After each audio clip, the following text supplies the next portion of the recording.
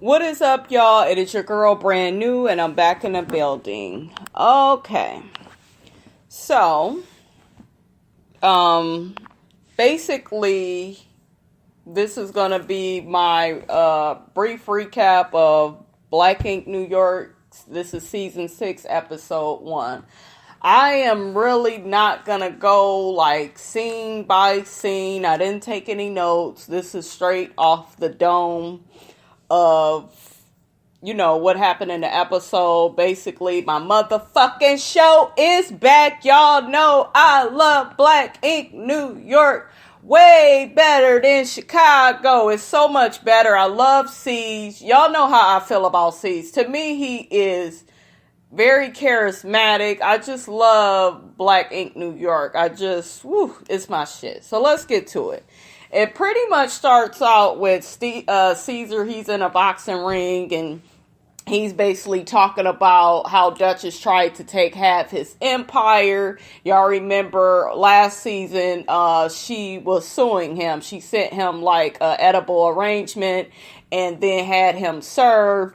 And I guess that, she wasn't able to get half of his empire. I don't know why the fuck she would expect that, because y'all wasn't even fucking married. Y'all didn't make it down the fucking aisle. So what the fuck is your problem, Dutchess? One thing I noticed in this episode, and it kind of irritated me, but I had to remind myself that this shit, they probably already filmed this a while ago. So that's why Dutchess' name is brought up so much. Because I was kind of like, can we not even talk about Dutchess? She's clearly not on the show, but at every turn, Dutchess was involved. And I'm like, did she really do this stuff? Y'all saying she did? Maybe she did. I don't know. Y'all know I'm not even on Dutchess' side, but it was just a little irritating. But maybe she did some of this shit, because we know that I thought that Dutchess really loved C's. I knew the bitch was crazy. I knew she could be manipulative. I feel like everybody has some kind of fucked up quality about them. I do. I feel like that's with anybody. But I really did think she loved him. But the bitch, I don't think she did, because why the fuck you asked to get back together with this man and then you try to take half? Who does shit like that? I just couldn't understand that part. So anyway, she didn't get it. We find out that Sky and Caesar are living in Atlanta. Sky has her own house. Sky is looking good. I love her bed. I love her motherfucking comforter, bedding set. Sky is fucking doing it. Very proud of her. Y'all know I don't really care for Sky like that. And Sky, let me get your ass together real quick. I believe I was on Instagram and I saw a comment from Charmaine, and she was saying how you feel like Charmaine be trying to be like you. Charmaine don't try to be like you, Sky. You are a fucking bully. And Charmaine may be flirty and shaking her ass and twerking and everything, but she's fun and she's funny. She's not a bully. So I fuck with you, Sky. You're funny sometimes, sometimes I really do like Sky. I see the purpose of her. But then when you act like a motherfucking bully, Sky, I can't take up for you. So for you to compare Charmaine and say she's copying you, bitch, please. She ain't copying you, because she's nothing like you. She's more likable. She's a more friendlier type of a person. You're not like that. You act like a man, Sky. You need to soften. And I think once Sky get a man in her life, y'all, I really think she will soften and not be on that bullshit. Like, if Sky would not do that, you guys, I promise, she would be cool as fuck. Because I do feel like Sky is good for the show, just not, without all the fucking bullying. Okay, so yes, Sky and C's living together. C's was only supposed to crash for a week or two, and he's been there ever since. C's, where is your house at? You the fucking boss. We should be looking at you in your palace. You shouldn't be living with Sky. Where is your nice ass house that's decorated and come on now. Come on, you the boss now. So anyways, Sky tries to wake him up. And he sleep with some motherfucking random. Sky said that C's has been doing a lot of fucking with these girls. He's fucking them everywhere in the house. He's always bringing a new one home every night. So then, she's trying to wake him up. He go ahead, get up. She's cooking and stuff. Sky says she feels all domesticated and shit. So anyway, Sky ends up trying to play. They didn't really play it, but they end up talking about Dutchess's song called Mad. And you mad? Y'all know that Mad song. I kind of like the song. I don't fuck with Dutchess really like that, but I kind of like the song. I could be objective. It's okay. For Sky to just dog it like that, it was like, she was like, well, I'm not gonna give her no shine, and it's trash, and then, oh my God, Sky is a fool, though, because she was in her motherfucking confessional with a mop head singing the Mad song. I said, you ain't shit, Sky, you ain't motherfucking shit for that. So, that part right there, that was funny. Okay, so next, we're back in New York. We got Walt, we got Kevin, Ted, Young Bay. Why is Kitty still on here? You ain't fucking around with C's. And Kitty kind of annoyed me, you guys, last season, because she was messing with C's. And she started acting like she had more power than what she did. And then she seemed kind of bitter that things didn't go the right way with C's. So it's like, why are you here? And I remember she was on live a lot last year. I don't know if you guys remember that, but she kept saying how the show is fake and she's thinking about not coming back. It's like, why are you back then? I'm kind of confused, but I guess the shit is working for you, I guess. So anyways, it's all these motherfuckers in New York. The shop has been closed. They're supposed to have some recent renovations. And, they keep trying to get in touch with C's. They can't get in touch with him. Melody is the manager. They go in, look at the place, and it is ransacked. It is raggedy. There's shit all over the ground, all on the floor and shit. And, Melody feels really stressed out. She's the manager, and she's just like, how the fuck am I supposed to manage and get some tattoos done and the shopping shit is looking like this? So she ends up calling C's, letting him know, like, look, I need you to give me the contractor's information. That way, we can get these renovations on the road. We got to get back in business. People are just like, I got kids to feed. She had a new baby. Walt said he got 3 kids to feed. So, they really want the shopping shit back open. So C's is just like, oh, well, you the manager and it's your problem. C's is caught up in his player lifestyle. That's what he's caught up with. The women and the sex, and that's all C's cares about. Even Sky said it. She's just like, Melody, honey, she said in her confessional, she's just like, you gonna have to realize we dealing with a new type of C's. This is life after Dutchess, so he's not the same C's. He's not about business. All C's cares about is that cootie cat, that pussy. That's all he care about. He don't give a fuck about the renovations. You work that shit on out. So, anyways, that's pretty much what happened with that. They show a scene with C's giving Sky her props because, all they little security guards are doing, I guess, whatever the fuck they supposed to be doing at Black Ink Atlanta. Everybody is in place there. It's very different from New York. It's not all over the place like New York is. So I guess that's all because of Sky, honey. She got everybody in their spot. Anyways, while they're at Black Ink Atlanta, they get some kind of welcoming, some groups are like singing, and I'm thinking they about to pay C some compliments, for opening up all these shops, and he's new to Atlanta. I'm thinking they go be friendly with him. They dogging the fuck out of him, and he's just like, man, hey, y'all get y'all ass the fuck up out of here. Who the fuck sent y'all here? Like, what the fuck is going on? Did Dutchess send y'all here? This is some bullshit. So yeah, he hurried up and pretty much got their ass up out of there. That was kind of funny though. Okay, so next we got Melody and Walt. They get into it. Walt is kind of getting on Melody like, look, you the manager. You need to be getting the contractors here. They are They were supposed to be cleaning up, but then they realized there's rats and shit. They found a big ass rat. I was just like, oh my God.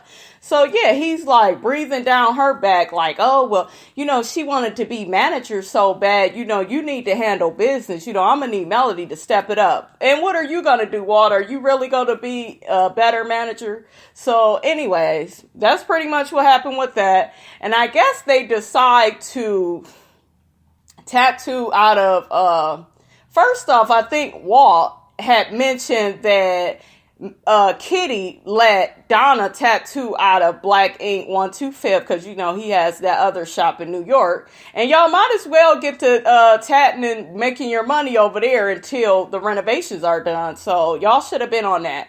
But anyways, he said that Donna is tattooing there. Donna is not a good tattoo artist. Like, why the fuck wouldn't you have Melody tattooing? Like, people that really have good clientele and that are really talented. Like, what the fuck is up with that? So anyways, Donna's man comes and he seems like a nice guy. He brought her some food. Like, I love, they look good together. Like, I really like how they look together. She all light bright. He's a chocolate man. They look good together. Donna looks really happy. And I'm happy for Donna. Donna needs love in her life because she had to deal with that low life guy. What is his name? Max. So I feel bad that Donna had to go through all that shit. But honey, that's what you pick now. That's what you pick. But hopefully Donna, gets it together in her personal life. I'm really rooting for Donna. Okay, so she gets a client, and I'm already suspicious, y'all. Like, who the fuck is that desperate? Donna, I fuck with you, but I don't fuck with them tattoos, honey. I will have my daughter tattoo me before I have you tattoo me, and she's 9. So I wouldn't fuck with you in these tattoos, but she does a shitty ass tattoo on some girl. I'm looking like, and the girl telling me some, oh, I like it. Oh, it look nice. I'm like, bitch, where? What are we looking? Are we looking at the same motherfucking thing? It's like, it looked like some bullshit. And they was clowning her ass all on Facebook and IG for that motherfucking tat. So, anyways, next we have C's, Sky, and Kit. Kit is, I didn't mention to you guys when C's talked to Melody, she hung up on him because she didn't feel like she could get anywhere with C. So I guess they had Kit call C's to see what's going on with the renovations. And he's just like, it's out of my hands. You guys are going to have to figure that out. Kit gets upset and hangs up on him. And C's is like, damn, why the fuck everybody hanging up on me? I got my hands full with Dutchess doing diss songs and these motherfucking clowns and shit and people, supposed to be, welcoming me to Atlanta, and the singing guys and shit, they was dogging the fuck out of him and trying to assault him and shit. So C's is just like, oh my God, y'all coming at me. He talking about the people in New York coming at him, but C's, you the fucking boss. That's why they coming at you, so they can make certain decisions. And what I was tripping off of is he kept saying he already paid the contractors for the renovations, but why the fuck they're not done? I'm not paying nobody shit. If the shit ain't done, you ain't getting shit from me. So anyways, we got a scene with C's and Sky. She's pretty much, he is telling her how proud of her he is and how she's so different from the past. And, he likes the woman she's becoming. Sky feels like she's more settled down and domesticated in Atlanta. And, she likes the changes she's seeing in herself as well. And all of that has motivated Sky to want to reach out to her sons and kind of explain to them, why she gave them up. And she just hopes at this point that, they are receptive to it. And C's is pretty much there to support her on that. And I'm here for you, Sky, because I like that you are reaching out to your sons and not on no petty ass, I'm trying to fight somebody. That there's nothing that's gonna come of that, sweetie. You need to be focused on loving your kids and letting them know that, hey, I'm your mom. I got your back. Yes, I gave you up, but I'm here now. I'm willing to help and do all I can do. So anyways, Ted ends up bringing his ass to Black Ink Atlanta. They come to Caesar's pool party. He has a pool party because he's celebrating 6 months of success at Black Ink Atlanta.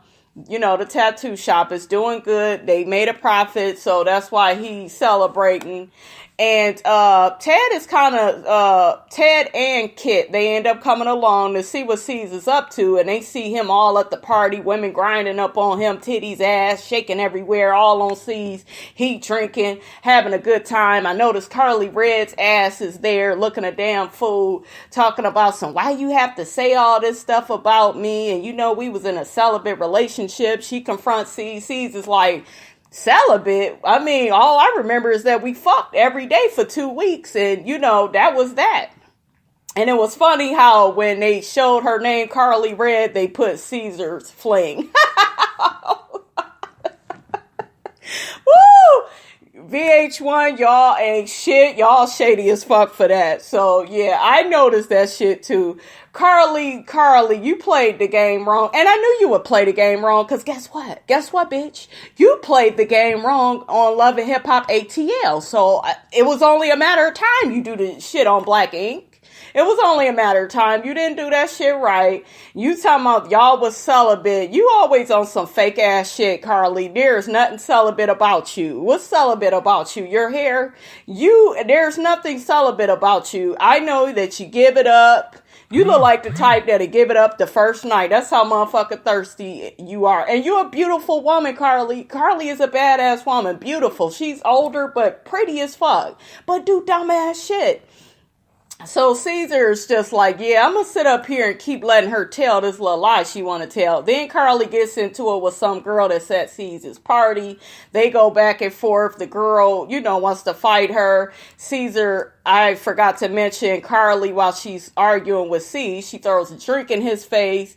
And shit, C's looked like he was totally caught off guard with that. I'll say that much. Shit, he looked like he couldn't breathe after she did that.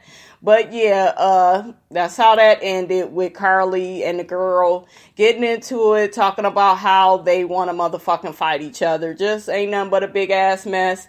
Kit noticed that this is just a big ass hold down. Caesar is just focused on pussy. He don't give a fuck about the New York shop, so everybody is figuring that out.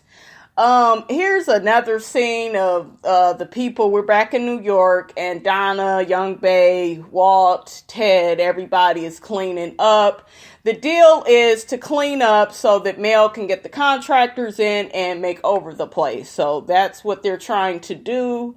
How do you guys feel about Melody being the manager? Is there somebody else you think can do better? I think she's pretty good, and I think she's very talented. So I'm all here for Melody being the manager.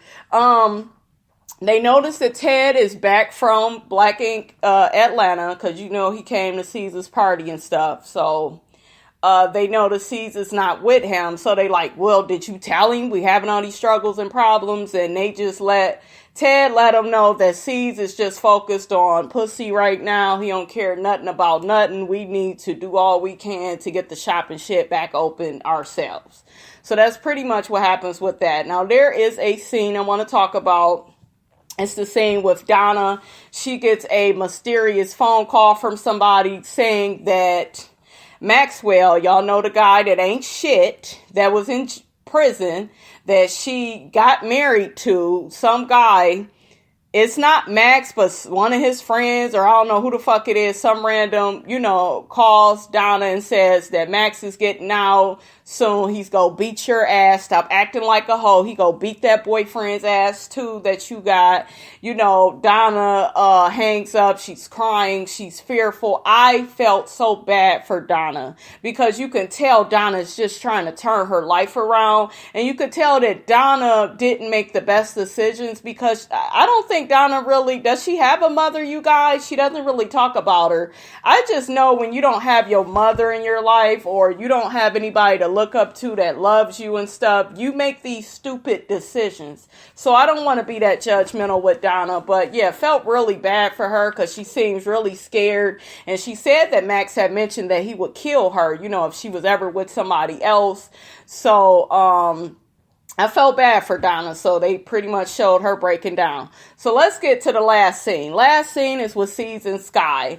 And there is somebody sends C's an interview of Sky's son, and guess what? He's at Dutchess's shop. Now, isn't that convenient? And I believe I heard about this when this shit was going on, but that was months ago. So anyways, he's at Dutchess's shop being interviewed, and the lady pretty much asked him about his mother and what he felt about her, and Sky's listening to the interview with C's, and the son is just like, well, how are you supposed to feel about somebody that ain't never did shit for you? You know, the adoption wasn't even legal. You know, she never did shit for me. I don't give a fuck about her. And Sky is crying and breaking down, and, you know, she feels bad to hear this, you know, coming from her son. She's really hurt. And so C's is just like, damn, I can't believe Dutchess would, you know, this is a whole new low for Dutchess, for her to cause this type of pain to Sky. You know, if she had something against me, she should have just did it to me. You know, I can handle it, but to do this to Sky, to bring her down and make her feel bad, that was wrong. What do you guys think about that? Are we gonna blame Dutchess for that? Did Dutchess get her son there? Like, I don't even know the backstory of that. I can't really go in on Dutchess. I just know it looks really convenient that the son is at her shop, and that is fucked up. If Dutchess was being sneaky about it, I could say that much, but I don't even know if Dutchess did that, or, you know, do you guys know the story? Let me know. So that was pretty much Black Ink New York. My motherfucking show is back. Yes. That's pretty much what happened, you guys. Don't forget to rate, comment, and subscribe. It is your girl, Brand New, and I am out.